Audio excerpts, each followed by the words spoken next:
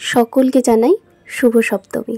আমাদের এই সপ্তমীর দিনে সন্ধ্যাবেলায় গন্তব্য ছিল লালবাগ অর্থাৎ নাগরতলা কুর্মিতলা এই সাইডটাই, কিন্তু আমাদের গুগল ম্যাপ আমাদেরকে পৌঁছে দিতে পারে না সেই জায়গায়। তো কাছাকাছি গন্তব্যে পৌঁছই, সেখানেও তো প্রতিমা সব জায়গায় বিরাজমান, সেখানে দেখে নিলাম। আর এটা হচ্ছে তার পরের দিন অষ্টমীর সকালবেলায়। আগে সবাই মিলে একসাথে জানো তো মোম ফাটানোর চল ছিল আমাদের পাড়ায়, বাট এখন দেখতেই পাচ্ছ জনসংখ্যাটা। যাই হোক, এখানে পুজো হচ্ছে আর সবাই পুজোতেই ব্যস্ত। তো মায়ের মুখটা দেখালাম, সত্যি এবার ভীষণ সুন্দর করেছিল মায়ের মুখটা। আর এখানে 108টা মনে হয় প্রদীপ, আমি কোনো দিন দেখিনি, এইটা ফার্স্ট টাইম। তো মায়ের মুখটা আমি দেখেই যাচ্ছিলাম, খুব সুন্দর লাগছিল আমাদের পাড়ার এই মুখটা।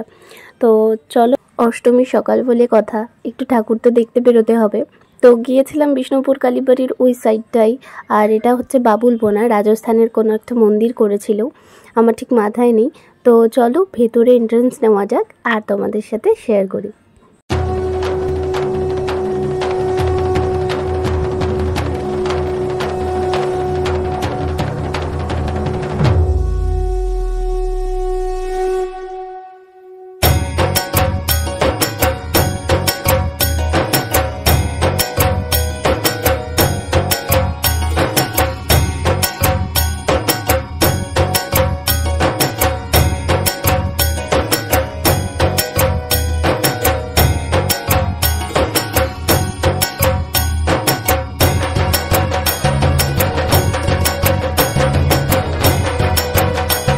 এখানে আমি মিউজিকটা একটু অফ করলাম, এখানে আমার ভয়েস ওভার দেওয়াটা প্রয়োজন। এটা হচ্ছে আমার most one of the favourite বলতে পারো একটা প্যান্ডেল লেগেছে। এত সুন্দর একটা পরিচালনা, এত সুন্দর একটা কনসেপ্ট, মানে ভীষণ সুন্দর। তোমরা কনসেপ্টটা বোঝার একটু চেষ্টা করো, আমি যতটা পেরেছি তোমাদেরকে বুঝিয়েছি। তো চলো ভিডিওটা তোমরা কন্টিনিউ করো। করছিস বাল্য বিবাহ, পারবে না বংশ।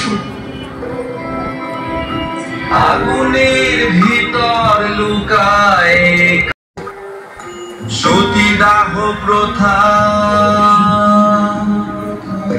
নেই আজও জানি, তবু কেন জাগো প্রতিবাদী আগুন হয়ে ফিরে এসো, জাগো মাগো জাগো জাগো। নয়তো মোরে বলতো লোকে বৈধ সন্তান, দেখিয়ে দিলে ভুলছে তা বাঙালির অভিমান। এই ভিডিওতেই সকলকে জানাই শুভ মহা অষ্টমী। বাড়ি এসে খেলাম মায়ের ভোগ। তো আজকের মতো এখানেই শেষ করছি ভিডিওটা, টাটা।